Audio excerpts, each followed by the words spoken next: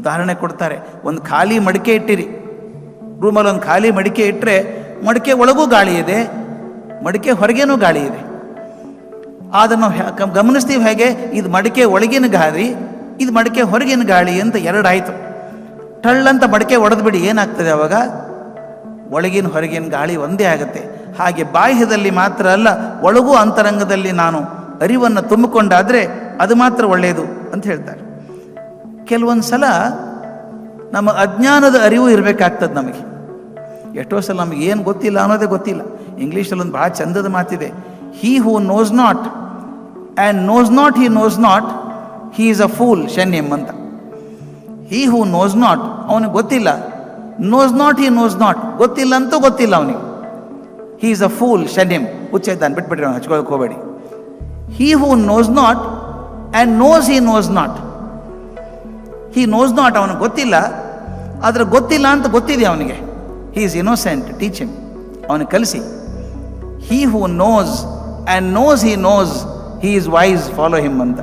ಯಾರಿಗೆ ಗೊತ್ತಿದೆಯೋ, ಗೊತ್ತಿದೆ ಅಂತ ಗೊತ್ತಿದೆಯೋ ಅಂಥ ಬುದ್ಧಿವಂತ ಅವನ ಹಿಂದೆ ಹೋಗಿ ನೀವು ಅಂತ. ಎಷ್ಟು ಚಂದದ ಮಾತು. ಕೆಲವೊಂದು ಸಲ ನಮ್ಮ ಜೀವನದಲ್ಲಿ ಘಟನೆಗಳಾಗ್ತಾವೆ, ತಮಾಷೆ ಘಟನೆಗಳು, ಟಕ್ಕಂತ ಒಂದು ಅರಿವನ್ನು ಕೊಡ್ತವೆ. ತಾತ್ಪೂರ್ತಿಕ ಅರಿವಾದರೂ ಕೂಡ ಅಡ್ಡಿ ಇಲ್ಲ, ಸ್ವಲ್ಪ ಪ್ರಯೋಜನಕ್ಕೆ ಬರ್ತದೆ. ನನಗೆ ಆದಂಥ ಘಟನೆ ಇದು. ಸುಮಾರು 25 ವರ್ಷದಿಂದ 30 ವರ್ಷದಿಂದ 3 ದಶಕದ ಹಿಂದೆ ನಾನು ಬಸವೇಶ್ವರ ನಗರಕ್ಕೆ ಹೋಗ್ಬೇಕು. ಹೆಬ್ಬಾಳದಿಂದ ಮೇಕ್ರಿ ಸರ್ಕಲ್ನಿಂದ ತಿರ್ಕೊಂಡು ಇಂಡಿಯನ್ ಇನ್ಸ್ಟಿಟ್ಯೂಟ್ ಆಫ್ ಸೈನ್ಸ್ ಮುಂದೆ ಯಶವಂತಪುರ ಮೇಲೆ ಬರಬೇಕು. ನನ್ನ ಮಗ 4ನೇ ಕ್ಲಾಸ್ ಏನೋ ಇದ್ದಾವಾಗ, ಈ ಶಾಲೆಯಲ್ಲಿ ಪ್ರಾಜೆಕ್ಟ್ ವರ್ಕ್ ಕೊಡ್ತಾರಲ್ಲ, ಗೊತ್ತಲ್ಲ ಪ್ರಾಜೆಕ್ಟ್ ವರ್ಕ್ ಅಂದರೆ ಅಪ್ಪ ಅಮ್ಮನ ವರ್ಕ್ ಅದು ಅಂತಿರ್ತದೆ. ಎಲ್ಲ ಮಾಡಿ ಚೆಂದಾಗಿ ಬಾಕ್ಸ್ ಎಲ್ಲ ಮಾಡಿ ಕೊಟ್ಟಿದ್ದೆ. ಅದನ್ನು ತೊಗೊಂಡು ಹೊರಟ ಅವನು. ನಂದೊಂದು ಅಂಬ್ಯಾಸಡರ್ ಕಾರ್ ಇತ್ತು, ನಾನೇ ಓಡಿಸ್ತಾ ಇದ್ದೆ. ಮಿನಿ ಲಾರಿ ಇದ್ದಂಗೆ ಅಂಬ್ಯಾಸಡರ್ ಕಾರ್ ಅಂದರೆ ಅದು. ಮುಂದೆ ನಾನು ಕೂತಿದ್ದೀನಿ, ಹಿಂದೆ ಅವನು ಪ್ರಾಜೆಕ್ಟ್ ಇಟ್ಕೊಂಡು ಹಿಂದೆ ಕೂತಿದ್ದ ಹುಡುಗ. ಆ ಮೇಕರ್ ಸರ್ಕಲ್ ದಾಟಿ ಮುಂದೆ ಮೇಲೆ ಅವನ ಶಾಲೆ. ಅವನು ಇಳ್ಕೊಂಡ. ಮಕ್ಕಳ ಪರಿಸ್ಥಿತಿ ಭಾಳ ಕಷ್ಟ ಈಗ. ಹೆಗಲಿಗೆ ಒಂದು ಚೀಲ, ಈ ಕಡೆ ವಾಟರ್ ಬಾಟ್ಲು, ಟಿಫಿನ್ ಕ್ಯಾರಿಯರು, ಈ ಪ್ರಾಜೆಕ್ಟ್ ಬಾರಿ ಹಿಡ್ಕೋಬೇಕು ಅವನು. ನೋಡಿ, ಇರೋದು 2 ಕೈ, ಅದಕ್ಕೆ ದೇವರಿಗೆ 4 ಕೈ ಯಾಕೆ ಅಂತ ಗೊತ್ತಾಗುತ್ತೆ ನನಗೆ. ಎಷ್ಟೊಂದು ಕೊಡ್ತೀವಲ್ಲ ದೇವರಿಗೆ, ಹಿಡ್ಕೋಬೇಕಲ್ಲ ಅದನ್ನು. ಅವನೇನು ಮಾಡ್ದ, ಈ ಇಟ್ಕೊಂಡಿದ್ದಾನೆ, ಎಲ್ಲ ಹೆಗಲಿ ಹಾಕ್ಕೊಂಡು ಪ್ರಾಜೆಕ್ಟ್ ಹಿಂಗೆ ಇಟ್ಕೊಂಡ. ಇನ್ನು ಬಾಗಿಲು ಹಾಕೋದು ಹೆಂಗೆ, ಇಳಿದಿದ್ದಾನಲ್ಲ ಕಾರಿಂದ, ಹಿಂಗೆ ಭುಜದಿಂದ ಹೆಂಗೆ ತಳ್ಳಿದ. ಸಣ್ಣ ಹುಡುಗ, ಈ ಅಂಬ್ಯಾಸಡರ್ ಕಾರ್ ಹೆಂಗೆ ತಕ್ಷಣ ಲಾಕ್ ಆಗೋದಿಲ್ಲ, ಇಟ್ ಟೇಕ್ಸ್ ಟೈಮ್. ಹಿಂಗೆ ಮಾಡಿದಾಗ ಆಗಿದೆ ಅಂತ ಹೊರಟ. ನಾನು ಹೊರಟು ಬಿಟ್ಟೆ ಮುಂದೆ. ಜೋರಾಗಿ ಹೋಗಿ ಆ ಇಂಡಿಯನ್ ಇನ್ಸ್ಟಿಟ್ಯೂಟ್ ಆಫ್ ಸೈನ್ಸ್ ಮುಂದೆ ಒಂದು ಸರ್ಕಲ್ ಇತ್ತವಾಗ, ಈಗೆಲ್ಲ ಸರ್ಕಲ್ ಹೋಗ್ಬಿಟ್ಟಿದ್ದಾವೆ. ಆ ಸರ್ಕಲ್ ಮುಂದೆ ಸುಯಿ ಅಂತ ಟರ್ನ್ ಮಾಡ್ಕೊಂಡು ಸೀದಾ ಯಶವಂತ ಕಡೆ ಹೋಗ್ತಾ ಇದ್ದೀನಿ. ತಮಾಷೆ ಆಯ್ತು ಅವಾಗ. ರೋಡಲ್ಲಿ ಜನ ಇಲ್ಲ, ಬೆಳಿಗ್ಗೆ 7:15, ಜಾಸ್ತಿ ಜನ ಇಲ್ಲ. ಬೆಂಗಳೂರು ಎಷ್ಟು ಗದ್ದಲಾನು ಇರಲಿಲ್ಲ 3 ದಶಕದ ಹಿಂದೆ. ಹೋಗ್ತಿರ್ಬೇಕಾದ್ರೆ ಹಿಂದೊಂದು ಮಾರುತಿ ಕಾರ್ ಕಾಣಿಸ್ತು, ರೆಡ್ ಮಾರುತಿ ಕಾರ್. ನನ್ನ ರೇರ್ ಮಿರರ್ದಲ್ಲಿ ಕಾಣಿಸ್ತಾ ಇತ್ತು, ಯಾವನೋ ಹುಡುಗ ಓಡಿಸ್ತಾ ಇದ್ದಾನೆ ಅಂತ. ಅವನೇನು ಮಾಡ್ದ ಗೊತ್ತಾ, ಒಂದು ಹಾರ್ನ್ ಬಾರಿಸ್ತಾನೆ, ಲೈಟ್ ಹಾಕ್ತಾನೆ, ಆಫ್ ಮಾಡ್ತಾನೆ, ಲೈಟ್ ಹಾಕ್ತಾನೆ, ಆಫ್ ಮಾಡ್ತಾನೆ. ಅಂದರೆ ನನ್ನ ಅಟೆನ್ಷನ್ ಎಳಿಬೇಕು ಅಂತ ಮಾಡ್ತಿದ್ದಾನೆ ಅವನು. ನನಗೆ ಹಾಕಬೇಕು, ಹೋಗ್ತಿದ್ರು, ಹೋಗೋ ಮಾರ ನೀ ಮುಂದೆ ಅಂತ ಕೈ ಮಾಡಿದ. ಸೈಡ್ ಕೊಟ್ಟು ಹೋಗಿ ನೀನು ಒಂದು ಸೈಡ್ ತರಿಸ್ಕೊಂಡೆ. ಅವನು ಇನ್ನೂ ಜೋರಾಗಿ ಹಾರ್ನ್ ಮಾಡೋಕ್ಕೆ ಶುರು ಮಾಡಿದ, ಲೈಟ್ ಕೊಡೋಕ್ಕೆ ಶುರು ಮಾಡಿದ. ನನಗೆ ಕೋಪ ಬಂದ್ಬಿಡ್ತು. ಈ ಹುಡುಗರ ಹಣೆ ಬಾರಿ ಇಷ್ಟು. ಅಪ್ಪ ಅಮ್ಮ ಬುದ್ಧಿ ಇಲ್ಲ, ಹುಡುಗರ ಕೈಯಲ್ಲಿ ಕಾರ್ ಕೊಡ್ತಾರೆ. ಇದು ಅಹಂಕಾರ ನೋಡಿ, ಒಂದಿಷ್ಟು ದುರಹಂಕಾರ. ಒಂದು ಖಾಲಿ ಇದೆ ರಸ್ತೆ, ಹೋಗ್ಬೇಕಿಲ್ಲ, ಹಾರ್ನ್ ಬಾರಿಸ್ತಾನೆ, ಲೈಟ್ ಕೊಡ್ತಾನೆ ಅಂತ ಬೈಕೊಂಡೆ. ಅವನ್ನೆಲ್ಲ ಅವ್ರ ತಂದೆ ತಾಯಿನೂ ಬೈಕೊಂಡೆ. ಇವನಿಗಿಂತ ಕಾರ್ ಕೊಟ್ಟು ಕಳಿಸ್ತಾರೆ, ಅವನು ಬಿಡ್ತಾನೆ ಇಲ್ಲ, ಒಂದೇ ಸಮ ಹಾರ್ನ್ ಬಾರಿಸ್ತಾನೆ, ಲೈಟ್ ಹಚ್ತಾನೆ. ನನಗೆ ಭಾರಿ ಕೋಪ ಬಂತು. ಇನ್ನು ಇಳಿದು ಬೈಬೇಕು ಅಂದ್ಕೊಂಡಿದ್ದೆ. ಅಷ್ಟೊಳಗೆ ನಾನು ಓವರ್ಟೇಕ್ ಮಾಡ್ಕೊಂಡು ಸೈಡಿಗೆ ಬಂದ. ಜೋರಾಗಿ ಕೂತ್ಕೊಂಡು ಹುಡುಗ, ಸರ್ ಹಿಂದಿನ ಡೋರ್ ಓಪನ್ ಆಗಿದೆ ಸರ್ ಅಂದ. ನನ್ನ ಕಾರಿಂದು ಹಿಂದಿನ ಡೋರ್ ಓಪನ್ ಆಗಿದೆ. ಅಂಬ್ಯಾಸಡರ್ ಕಾರ್ ಡೋರ್ ಓಪನ್ ಆಗಿ ಹೋದ್ರೆ ರೋಡ್ ತುಂಬ ಹೋಗುತ್ತೆ ಅದು. ನನಗೆ ಎಂಥ ನಾಚಿಕೆ ಆಗ್ಬಿಡ್ತು ಅಂದರೆ, ಕಾರ್ ನಿಲ್ಲಿಸಿ, ನೀವು ನಿಲ್ಲಿಸಪ್ಪ ಪುಣ್ಯ ಅಂತ ಹೇಳಿ ನಿಲ್ಲಿಸಿದ. ಅವನು ಯಾರಿಗಾದರೂ ಹೊಡೆದಿದ್ರೆ ಏನು ಗತಿ ಹೇಳಿ. ಇಡೀ ಬಾಗಿಲು ತಕ್ಕೊಂಡು ಹಾಗೆ ಹೊಡ್ತಾ ಇದ್ದೀನಿ. ನಂದು ರೆಕ್ಲೆಸ್ ಡ್ರೈವಿಂಗ್, ಅವನದಲ್ಲ. ನನ್ನ ರೆಕ್ಲೆಸ್ ಡ್ರೈವಿಂಗ್ ಅದು ನೋಡೇ ಇಲ್ಲ. ನಾನು ಬಾಗಿಲು ತೆಗೆದದ್ದು ನಿಲ್ಲಿಸಿದ. ಹುಡುಗ ಬಂದು ಅವ್ನು ಕ್ಷಮೆ ಕೇಳ್ಕೊಂಡೆ, ಸಾರಿ ಮಾರಾಯ, ನೀನು ಬೈಕೊಂಡ್ಬಿಟ್ಟಿದ್ದೆ ನಾನು ಅಂತ. ಇಲ್ಲ ಸರ್, ನೀವು ಸರ್ಕಲ್ ಹತ್ರ ತಿರುಗಿದ ತಕ್ಷಣ ಬಾಗಿಲು ಓಪನ್ ಆಗಿಬಿಡ್ತದು, ನೀವು ನೋಡೇ ಇಲ್ಲ. ಯಾರಿಗಾದರೂ ಬಡಿದ್ರೆ ಕಷ್ಟ ಅಲ್ವಾ ಸರ್ ಅಂದ. ಒಂದೇ ಸಲ ಅರಿವಾಗಲಿಲ್ವ ಅವಾಗ? ಅವನು ಬೈತಾ ಇದ್ದೆ, ನಾನು ಬುದ್ಧಿ ಇಲ್ಲ ಅವನಿಗೆ, ಅವ್ರ ಅಪ್ಪನಿಗೆ ಬುದ್ಧಿ ಇಲ್ಲ ಅಂತ ಇದ್ದೆ. ಬುದ್ಧಿ ಇಲ್ಲದೆ ಇದ್ದದ್ದು ನನಗೆ ಅಂತ ಗೊತ್ತಾಯ್ತು. ಕಾರ್ ಬಾಗಿಲು ತಕ್ಕೊಂಡು ಓಡಿಸ್ತಾ ಇದ್ದೀನಲ್ಲ ನಾನು. ಆ ಕ್ಷಣದಲ್ಲಿ ಅನ್ನಿಸ್ತು, ವಿಚಾರ ಮಾಡಲಾರ್ದೆ ಜನಕ್ಕೆ ಬೈತೀವಲ್ಲ, ಇದೆಂಥ ತಪ್ಪು ಅಂತ ಅನ್ನಿಸ್ಲಿಲ್ಲ. ಆ ಕ್ಷಣದ ಅರಿವು ಕೂಡ ಒಂದ್ಸಲ ಬೆರಗನ್ನು ಹುಟ್ಟಿಸುತ್ತೆ. ನಮ್ಮ ಅಜ್ಞಾನದ ಅರಿವದು. ನನ್ನ ಕಡೆ ತಪ್ಪಿದೆ ಅಂತ ಗೊತ್ತಿಲ್ಲದೆ ಇನ್ನೊಂದು ಕಡೆ ತಪ್ಪು ಹುಡ್ಕೋಕೆ ಹೋಗ್ತೇನಲ್ಲ, ಅದು ಅರಿವಾಗುವಂಥದ್ದು. ಕೆಲವೊಂದು ಸಲ ಅಜ್ಞಾನದಿಂದ ದೊಡ್ಡ ಕ್ವಾಂಟಮ್ ಜಂಪ್ ಎತ್ತರಕ್ಕೆ ಹೋಗ್ಬಿಡುತ್ತೆ ಮನುಷ್ಯ. ತುಳಸಿದಾಸರದ್ದು ಆದದ್ದು ಹಾಗೇನೆ. ತುಳಸಿದಾಸರು ಮದುವೆ ಆಗಿದ್ದಾರೆ, ಹೊಸದಾಗಿ ಮದುವೆ ಆದವರು, ಹೆಂಡತಿ ತಾಯಿ ಮನೆಗೆ ಬಂದಿದ್ದಾಳೆ, ತುಳಸಿದಾಸರು ಆ ಕಡೆ ಇದ್ದಾರೆ, ನದಿ ಬೋರ್ಗರ ಹರಿತಾ ಇದೆ ಮಳೆಗಾಲದಲ್ಲಿ, ಹೆಂಡತಿ ಕಡೆ ಹೋಗಬೇಕು ಅಂತ ಬಂದ್ಬಿಟ್ರು. ಏನೂ ಕಾಣಿಸ್ತಿಲ್ಲ, ಎಲ್ಲ ಬಿಟ್ಟರು, ನದಿ ಈಸ್ಕೊಂಡು ಬಂದರು. ಅದು ಹೆಂಗೆ ಬೋರ್ಗರೆ ನದಿಯಲ್ಲಿ ಈಸಿದ್ರು, ಈಸ್ಕೊಂಡು ಈ ಕಡೆ ಬಂದರು.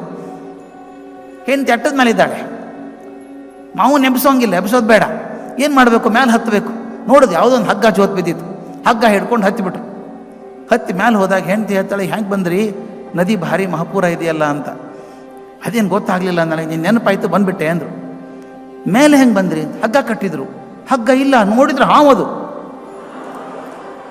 ಅಂದರೆ ಆ ಹೆಂಡತಿ ನೋಡಬೇಕು ಅಂತ ಆ ಥರದಲ್ಲಿ ಆ ನದಿ ಭರಾಟೆ ಕಾಣಿಸಿಲ್ಲ, ಹಾವು ಕಾಣಿಸಿಲ್ಲ. ಆಕೆ ಹೆಂಡತಿ ಒಂದೇ ಮಾತು ಹೇಳಿದ್ಲು, ನನ್ನಲ್ಲಿ ತೋರಿಸುವಂಥ ಪ್ರೀತಿ ನಾನು ಈ ಭಗವಂತನಲ್ಲಿ ತೋರಿಸಿದ್ರೆ ದೊಡ್ಡ ಸಂತ ಆಗಿಬಿಡ್ತಿದ್ದೆಪ್ಪ ಅಂದ್ಲು. ಆ ಕ್ಷಣಕ್ಕೆ ಬಿಟ್ಟರು. ಆ ಕ್ಷಣಕ್ಕೆ ಎಲ್ಲ ಬಿಟ್ಟು ಆ ತುಳಸಿದಾಸರ ಜೀವನ ತುಂಬ ರಾಮಾನಿ ಆಯಿತು. ರಾಮಚರಿತ್ ಮಾನಸ್ ಬಂತು.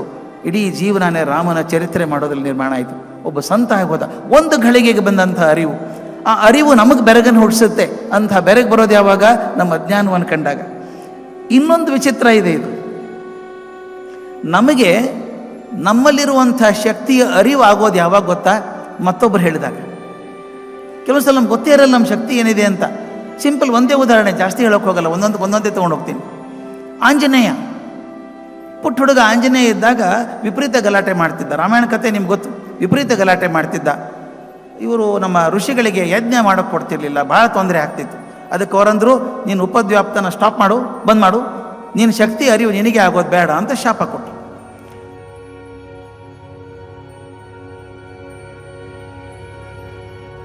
ತಾಯಿ ಅಂಜನಾದೇವಿ ಹೋಗಿ ಕೇಳಿದ್ದು, ನನ್ನ ಮಗನಿಗೆ ಇಂಥ ಶಾಪ ಕೊಟ್ಟರೆ ಏನು ಗತಿ ಅಂತ. ಏನು ಚಿಂತೆ ಮಾಡಬೇಡಮ್ಮ, ಈಗ ಶಕ್ತಿ ಬೇಕಾಗಿಲ್ಲ ಅವನಿಗೆ, ಮುಂದೆ ಅವನಿಗೆ ಶಕ್ತಿ ಇದೆ ಅಂತ ಯಾರಾದರೂ ನೆನಪು ಮಾಡಿದರೆ ಸಾಕು, ಅವನ ಶಕ್ತಿ ಅರಿವಾಗ್ತದೆ ಅವನಿಗೆ ಅಂತ. ಸಮುದ್ರ ಲಂಘನ ಮಾಡಬೇಕಲ್ಲ, ಸಾಗರ ದಾಟಿ ಹೋಗಬೇಕು ಅಂದಾಗ ಎಲ್ಲರೂ ಆಗಲ್ಲ ಅಂದರು. ಅಂಗದ, ನೀಲ ಎಲ್ಲರೂ ಒಂದು ನಮಗೆ ದೂರ ಆಗೋದಿಲ್ಲ ಅಂದರು. ಆಂಜನೇಯ ಹೇಳಿದ, ನನಗೂ ಆಗಲ್ಲ ದೂರ ಹಾರೋದಕ್ಕೆ ಅಂತ. ಅವಾಗ ಜಾಂಬು ಅಂತ ಹೇಳ್ತಾ, ನೀನು ಮರ್ತಿದ್ಯಪ್ಪ, ನಿನಗೆ ಗೊತ್ತಿಲ್ಲ, ಋಷಿಗಳ ಶಾಪ ಇದೆ ನಿನಗೆ, ನಿನ್ನಂಥ ಶಕ್ತಿ ಯಾರಿದೀವೋ ಮಾರಾಯ, ಈ ಸಮುದ್ರ ಅಲ್ಲ, ಪೂರ್ತಿ ಇಡೀ ಪ್ರಪಂಚ ಹಾರ್ಕೊಂಬರೋ ಶಕ್ತಿ ಇದೆ ನಿನಗೆ ಅಂದಾಗ ಆಂಜನೇಯ ಹೌದಾ ಅಂದ. ಆ ಶಾಪ ವಿಮೋಚನೆ ಆಯಿತು ಅನ್ನೋದೆಲ್ಲ ಥಿಯರಿಯೋ, ಬಿಟ್ಬಿಡಿ ಅವನ್ನೆಲ್ಲ. ಮುಖ್ಯವಾಗಿ ಯಾರಾದರೂ ಒಬ್ಬರು ಮೋಟಿವೇಟರ್ ಬೇಕಾಗ್ತಾರೆ ಜೀವನದಲ್ಲಿ. ಅಸಾಧ್ಯ ಶಕ್ತಿ ಆಗಿಬಿಡುತ್ತೆ, ಗೊತ್ತೇ ಇರಲ್ಲ ನಮಗೆ ಹಿಂಗೆ ಮಾಡ್ಬೋದು ಅಂತ. ಎಷ್ಟೋ ಜನ ಕೇಳಿದ್ದೀನಿ ನಾನು, ಡಾಕ್ಟರ್ ಕಲಾಂ ಅವ್ರನ್ನ ಕೇಳಿದಾಗ ಹೇಳ್ತಿದ್ರು, ಸರ್ ನಿಮಗೆ ಹೆಂಗೆ ಬಂತಿದ್ರು DRDO ಹೋಗಬೇಕು ಅಂತ. ಅವ್ರ ಜೊತೆಗೆ 15 ವರ್ಷ ಇದ್ದವನು ನಾನು. ಅವ್ರು ರಾಷ್ಟ್ರಪತಿ ಆಗೋದಕ್ಕಿಂತ ಮೊದಲಿಂದ ಪರಿಚಯ. ಅದೇನು ಸಂತೋಷದ್ದಲ್ಲ, ನಾನು ಭಾಗ್ಯ ಅದು. ಅವರು ಅಣ್ಣಾ ಯೂನಿವರ್ಸಿಟಿಯಲ್ಲಿ ಪ್ರೊಫೆಸರ್ ಆಗಿದ್ದಾಗಿಂದ ನನ್ನ ಪರಿಚಯ. ಅವ್ರು ಕೇಳಿದ ಹೆಂಗೆ ಐಡಿಯಾ ಬಂತು ಸರ್, ಮನೆತನದಲ್ಲಿ ಯಾರೂ ಇಲ್ಲ ಬುದ್ಧಿವಂತರು, ಅಂದರೆ ಜಾಸ್ತಿ ಓದಿದವರಿಲ್ಲ, ಹೇಗೆ ಬಂತು ನಿಮಗೆ ಅಂತ. ಒಂದೇ ಸದ ಉದಾಹರಣೆ ಹೇಳಿದ್ರು, ಮೇಷ್ಟ್ರು ಮಾಡಿದರು ಇದನ್ನು ಅಂತ. ಆ ಕತೆ ಒಂದು 10 ಸಲ ಹೇಳಿರ್ಬೇಕು ನನಗೆ ಅವರು. I am never tired of listening to that. ನಾನು ಮೇಷ್ಟ್ರು ಮಾಡಿದರು. ಶಾಲೆಯಲ್ಲಿ ಹೇಳೋರು ಪಕ್ಷಿ ಚಿತ್ರ ಬರೋದು, ನೋಡು ಪಕ್ಷಿ ಹೆಂಗೆ ಹಾರ್ತದೆ, ರೆಕ್ಕೆ ಹಿಂಗೆ ಬಿಡೋದು, ಗಾಳಿ ಹಿಂಗೆ ತಳ್ಳಿ ಮುಂದೆ ಹಾಕ್ತದೆ ಅಂತ ಹೇಳ್ತಾ ಇದ್ರು.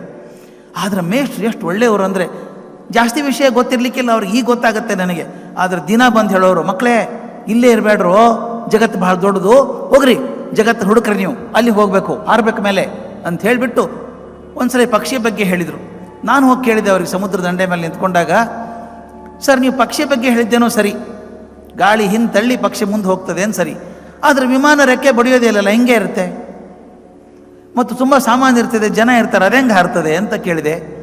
ಆಗ ನಾನು ಮೇಷ್ಟ್ರು ಹೇಳಿದರು, ಬಡ ಮೇಷ್ಟ್ರು, ಪ್ರಾಮಾಣಿಕ ಮೇಷ್ಟ್ರು ಹೇಳಿದರು, ಐ ಡೋಂಟ್ ನೋ ಸನ್, ನನಗೂ ಗೊತ್ತಿಲ್ಲ, ಯಾಕಂದರೆ ಎಂದೂ ವಿಮಾನ ನೋಡೇ ಇಲ್ಲ. ಕೆಳಗೆ ನಿಂತು ಹಿಂಗೆ ನೋಡಿದ್ದು ಹೊರತಾಗಿ ನಿಲ್ದಾಣದ ವಿಮಾನ ನೋಡಿಲ್ಲ. ಅದನ್ನು ನೀನು ನೋಡ್ಬೇಕು ಕಣೋ, ನೋಡೋದಷ್ಟೇ ಅಲ್ಲ, I speak in English because that exactly words, same words ಈ ಟೀಚರ್ ಟೋಲ್ಡ್ ಹಿಮ್. ಅದು ಹೇಳ್ತಾ ಕಲಾಂ ಹೇಳ್ತಾರೆ, ಅದೇ ವರ್ಡ್ ಹೇಳೋರು. He said, make an excellent plane and take it on moon. ನೀನೇ ಒಂದು ಒಳ್ಳೆ ವಿಮಾನ ಮಾಡಿ ಚಂದ್ರನ ಮೇಲೆ ತೊಗೊಂಡು ಹೋಗು ಅಂದ್ರಂತೆ. ಆ ಹುಡುಗನ ಮನಸ್ಸಲ್ಲಿ ತುಂಬೋದು ನೋಡ್ರಿ.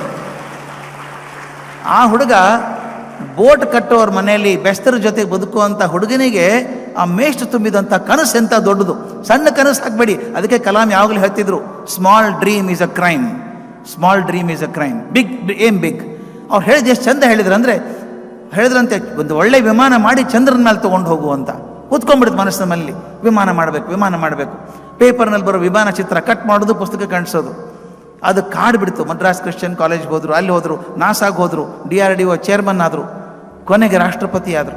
ಅವ್ರು ಹೇಳ್ತಾರೆ, the seed for my desire to become an aviation scientist was sown by my teacher on the beach of Rameswaram ಸಮುದ್ರ ದಂಡೆ ಮೇಲೆ ನನ್ನ ಗುರುಗಳು ನನ್ನ ಮನಸ್ಸಿನಲ್ಲಿ ವೈಮಾನಿಕ ಸಿದ್ಧಾಂತದ ಬೀಜವನ್ನು ಹಾಕಿದರು ಅಂತ.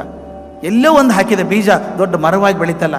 ಅದಕ್ಕೆ ಎಲ್ಲ ಕಡೆ ಹೋದ ಟೀಚರ್ಸ್ ಕೇಳ್ತೀನಿ ನಾನು, if a primary school teacher in Rameswaram can produce a president of India, what is our problem?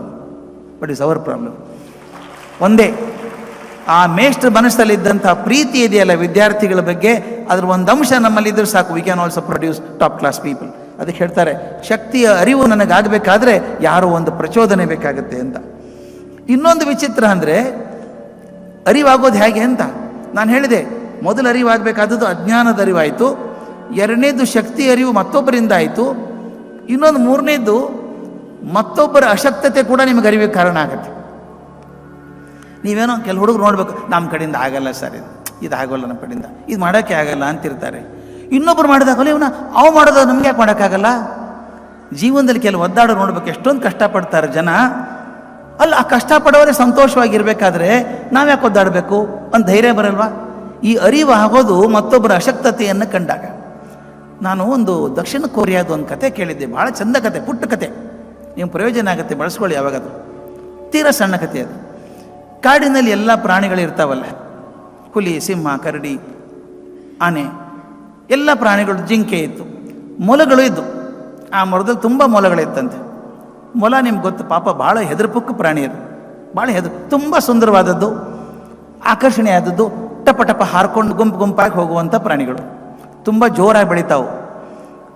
ಅವುಗಳ ಮೇಲೆ ಎಲ್ಲ ಪ್ರಾಣಿಗಳ ಕಣ್ಣು, ಚಿರತೆ ಆಗಲಿ, ಹುಲಿ ಆಗಲಿ, ಮೊಲ ಇಷ್ಟಕ್ಕೆ ಹೊಡಿಬೇಕು, ಕಾಡು ಹಂದಿ, ಎಲ್ಲ ಪ್ರಾಣಿಗಳು ಬಂದು ಮೊಲದ ಬೇಟೆ ಆಡಬೇಕು. ಯಾವಾಗಲೂ ಅಶಕ್ತರ ಮೇಲೆ ತಾನೇ ನಾವು ಹಾರಾಡೋದು. ಬಲಿ ಕೊಡೋದು ಯಾರನ್ನ? ಕೋಳಿ, ಕುರಿ. ಯಾರಾದ್ರು ಸಿಂಹ, ಆನೆ ಕೊಟ್ಟಿದ್ದಾರೆ ಬಲಿ? ಹತ್ರ ಹೋಗ್ಲಿ ನೋಡೋಣ. ಅದಕ್ಕೆ ಈ ಮೊಲಗಳಿಗೆ ಯಾವಾಗಲೂ ಮತ್ತೊಬ್ಬರು ಪ್ರಾಣಿಗಳಿಗೆ ಆಹಾರ ಆಗಿಬಿಡ್ಬೇಕು. ಒದ್ದಾಡ್ತಾ ಇದ್ದು ಎಲ್ಲ ಬಿಟ್ಟು ನಮ್ಮನ್ನೇ ಹೊಡಿತಾರಲ್ಲ ಇವರು. ಪ್ರಾಣಿಗಳು ಹೊಡೆಯೋದಾಗಲಿ, ಮನುಷ್ಯರು ಬರ್ತಾರಲ್ಲ ಬೇಟೆ ಆಡೋದಕ್ಕೆ ತಮಾಷೆಗೆ, ಅವರು ನಮ್ಮನ್ನೇ ಹೊಡಿತಾರೆ, ನಾವು ಸತ್ ಹೋಗ್ತೀವಿ. ಅದಕ್ಕೆ ಒಂದು ಹಿರಿಯಾದ ಅಂಥ ಮೊಲ, ಸೀನಿಯರ್ ಮೋಸ್ಟ್ ಮೊಲ ಎಲ್ಲ ಮೀಟಿಂಗ್ ಕರೀತಂತೆ, ನಮ್ಮ ಜೀವನ ವ್ಯರ್ಥ. ಈ ಕಡೆ ಮನುಷ್ಯರು ಹೊಡಿತಾರೆ, ಈ ಕಡೆ ನಮ್ಮ ಸ್ನೇಹಿತರು ಅಂದ್ಕೊಂಡಂಥ ಪ್ರಾಣಿಗಳು ನಮ್ಮನ್ನು ಹೊಡಿತವೆ. ಹೀಗಾಗಿ ನಮ್ಮ ಬದುಕಿಗೆ ಅರ್ಥ ಇಲ್ಲ. ಎಷ್ಟು ದಿವಸ ಅಂತ ಹಿಂಗೆ ತಪ್ಪಿಸ್ಕೊಂಡು ಓಡಾಡೋದು ನಾವು? ಬೇಡ ಒಂದ್ಸಲ ಎಲ್ಲರೂ ಸಾಮೂಹಿಕ ಆತ್ಮಹತ್ಯೆ ಮಾಡ್ಕೊಂಬಿಡೋಣ ಅಂತ ತೀರ್ಮಾನ ಮಾಡ್ತೀವಿ. ಕೆಲವು ಲೀಡರ್ಸ್ ಹಂಗಿರ್ತಾರೆ, ಹಾರಿಬಲ್ ಲೀಡರ್ಸ್ ಇರ್ತಾರೆ, ಎಲ್ಲರೂ ಹೋಗ್ಬಿಡೋಣ, ಸತ್ತು ಬಿಡೋಣ ಅಂತ. ಅದಕ್ಕೆ ಎಲ್ಲರೂ ಅಂದ್ರಂತೆ, ಹೌದು ಅನಿಸುತ್ತೆ, ಎಷ್ಟು ದಿವಸ ಬದುಕೋದು, ದಿನ ಸಾವಿನೊಂದಿಗೆ ಹೋರಾಟ ಮಾಡಬೇಕು, ದಿನ ಸಾಯೋದಕ್ಕಿಂತ ಒಂದ್ಸಲ ಸತ್ತು ಹೋಗ್ಬಿಡೋದು ಆಸೆ. ಕೆಲವೊಂದ್ಸಲ ಹಿಪ್ನಾಟಿಕ್ ಮಾತಾಡ್ತಾರೆ. ಹಿಟ್ಲರ್ ಹಾಗೇ ಇದ್ದ, ಅದ್ಭುತ ಮಾತುಗಾರ, ಪರಮ ಚಂಡಾಲ, ಅಸಾಧ್ಯ ಮಾತಾಡ್ತಿದ್ದ. ಮಾತಾಡಿದ್ರೆ ಹೇಗಂದ್ರೆ ಸಂಮೋಹಿನಿ ಮಾಡಿಬಿಡೋಕೆ ಹಂಗೆ ಮಾತಾಡ್ತಿದ್ದ. ಆದ್ರೆ ಪುಣ್ಯಕ್ಕೆ ಒಳ್ಳೇದಕ್ಕೆ ಮಾಡಿದರೆ ಎಷ್ಟು ಚೆನ್ನಾಗಿತ್ತದು. ಈ ಮಾತುಗಾರ ಹಿಂಗೆ ಇದ್ದ ಮೊಲ. ಎಲ್ಲರೂ ಸತ್ತು ಹೋಗೋಣ, ನಡೀರಿ ಹಾಗಾದ್ರೆ ಹೋಗೋಣ, ಎಲ್ಲರೂ ಸತ್ತು ಹೋಗೋಣ, ಬದುಕಿಗೆ ಅರ್ಥ ಇಲ್ಲ ಅಂತ ಸಾವಿರಾರು ಮೊಲ ಮಾರ್ಚ್ ಪಾಸ್ಟ್ ಮಾಡ್ಕೊಂಡು ಹೊರಟ್ಬಿಟ್ಟು. ಎಲ್ಲಿ ಹೋಗೋದು? ದೊಡ್ಡ ಸರೋವರ ಇದೆ, ಸರೋವರದಲ್ಲಿ ಹಾರ್ಕೊಂಡ್ಬಿಡೋಣ, ಈಸೋಗಿ ಬರಲ್ಲ, ಹೆಂಗಿದ್ರು ಸತ್ತು ಹೋಗ್ತೀವಿ. ಏನು ರಾಶಿ ಮೊಲಗಳು ಹೊರಟುಬಿಟ್ಟು ಹೀಗೆ. ಅದ್ರಲ್ಲಿ ಒಂದು ತರುಣ, ಅದು ವಿಚಾರ ಮಾಡೋ ರೀತಿ ಬೇರೆ. ಇದು ಯಾಕೋ ಸರಿ ಆಗ್ತಾ ಇಲ್ಲ ಅನ್ನಿಸ್ತು. ಬದುಕಿದ್ರೆ ತಾನೇ ಹೋರಾಡೋದು, ಸತ್ರ ಏನು ಹೋರಾಡೋದು? ಆದ್ರೆ ದೊಡ್ಡವನಿಗೆ ಹೇಳೋದು ಹೆಂಗೆ? ಅವ್ನು ಭಾರಿ ಮಾತಾಡ್ಬಿಟ್ಟಿದ್ದಾನೆ, ಎಲ್ಲರೂ ಹೊಚ್ಕೊಂಡ್ಬಿಟ್ಟಿದ್ದಾರೆ. ಹಿಂಗೆ ಹೋಗ್ತಿರ್ಬೇಕಾದ್ರೆ ಒಂದು ತಮಾಷೆ ಘಟನೆ ಆಯಿತು. ಕಣ್ಮುಂದು ಚಿತ್ರ ಬರ್ಬೇಕು ನಿಮಗೆ. ಆ ಕೊಳದ ಹತ್ರ ಹೋಗ್ತಿರ್ಬೇಕಾದ್ರೆ ಕೊಳದ ದಂಡೆಯಲ್ಲೆಲ್ಲ ಕಪ್ಪೆಗಳು ಕೂತಿರ್ತಾವಲ್ಲ, ಸಾಲಿಡ್ ಸಾವಿರಾರು ಕಪ್ಪೆಗಳು ಕೂತಿದ್ವು, ಕೊರ ಅನ್ಕೊಂಡು ಕೂತಿದ್ವು. ಈ ಮೊಲಗಳು ಹೋದ ತಕ್ಷಣ ಗಾಬರಿ ಪಟ ಪಟ ಪಟ ಪಟ ಎಲ್ಲ ನೀರಲ್ಲಿ ಹಾರ್ಕೊಂಡ್ಬಿಟ್ಟು, ಕಪ್ಪೆಗಳು ಎಲ್ಲ ನೀರಲ್ಲಿ ಹಾರ್ಕೊಂಡ್ಬಿಟ್ಟು ಅಂತ. ಆ ತರುಣ ಮೊಲ ಕೂಗಿ ಹೇಳ್ತು, ಎಲ್ಲರೂ ನಿಂತ್ಕೊಳ್ಳಿ, ಸ್ವಲ್ಪ ನಿಂತ್ಕೊಳ್ಳಿ, ಎಲ್ಲರೂ ನಿಂತ್ಕೊಳ್ಳಿ, ಹಾರ್ಕೋಬೇಡಿ. ಏನಾಯ್ತು? ಆ ಹಿರಿ ಮೊಲ ಕೇಳ್ತು, ಟೈಮ್ ವೇಸ್ಟ್ ಮಾಡಬೇಡ, ಮನಸ್ಸು ಬದಲಾಗೋದ್ರೊಳಗೆ ಹಾರ್ಕೊಂಡ್ಬಿಡ್ಬೇಕು. ಆ ತರುಣ ಮೊಲ ಹೇಳ್ತೀವಿ, ಮನಸ್ಸು ಬದಲಿ ಮಾಡಬೇಡಿ, ವಿಚಾರ ಹೇಳ್ತೀನಿ ಕೇಳಿ ನಾನೊಂದು. ಈಗ ನೋಡ್ಲಿಲ್ವಾ ನೀವು ಈ ಕಪ್ಪೆಗಳು ಯಾಕೆ ಹಾರ್ಕೊಂಡು? ಹೆದರ್ಕೊಂಡು ಹಾರ್ಕೊಂಡು ಅಂದ್ರೆ ನಮಗೂ ಹೆದರೋರಿದ್ದಾರ್ದಂಗೆ ಆಯ್ತಲ್ಲ. ಬರೀ ನಾವೇ ಹೆದರೋರಲ್ಲ, ಎಲ್ಲರಿಗೂ ನಾವು ಹೆದರ್ತೀವಿ, ಪ್ರಾಣಿಗಳಿಗೆ ಹೆದರ್ತೀವಿ, ಮನುಷ್ಯರಿಗೆ ಹೆದರ್ತೀವಿ, ನಮಗೂ ಹೆದರೋರಿದ್ದಾರಲ್ಲ, ಕಪ್ಪೆಗಳಿಲ್ವಾ? ಅವೇ ಬದುಕಿರ್ಬೇಕಾದ್ರೆ ಆತ್ಮಹತ್ಯೆ ಮಾಡ್ಕೊಳ್ಳಾರದೆ ನಾವ್ಯಾಕೆ ಆತ್ಮಹತ್ಯೆ ಮಾಡ್ಕೊಳ್ಬೇಕು? ವಾಪಸ್ ಹೋಗೋಣ ಬನ್ನಿ ಅಂತ. ನೋಡಿ ಎಷ್ಟು ತಮಾಷೆ ಇದೆ. ಇದು ನನಗೆ ವಿಚಿತ್ರ ಅನಿಸೋದು. ಅರಿವಾಗೋದು ಯಾವ್ಯಾವ ಸಂದರ್ಭದಲ್ಲಿ ಅಂತ. ನಮ್ಮ ಶಕ್ತಿ ಅರಿವು ಆಗೋದು ಮತ್ತೊಬ್ಬರ ಪ್ರೇರಣೆಯಿಂದ ಆಗ್ಬೋದು, ನಮ್ಮ ಅಜ್ಞಾನದ ಅರಿವಾಗ್ಬೋದು, ಇನ್ನೊಂದು ಮತ್ತೊಬ್ಬರ ಅಶಕ್ತತೆಯಿಂದ ಕೂಡ ನಮ್ಮ ಶಕ್ತಿ ಅರಿವಾಗ್ತದೆ. ಅದರಿಂದ ಕಣ್ಣು ತೆಗೆದು ನೋಡ್ಕೊಂಡಿರ್ಬೇಕು ಜಗತ್ತಿನ ಸುತ್ತ.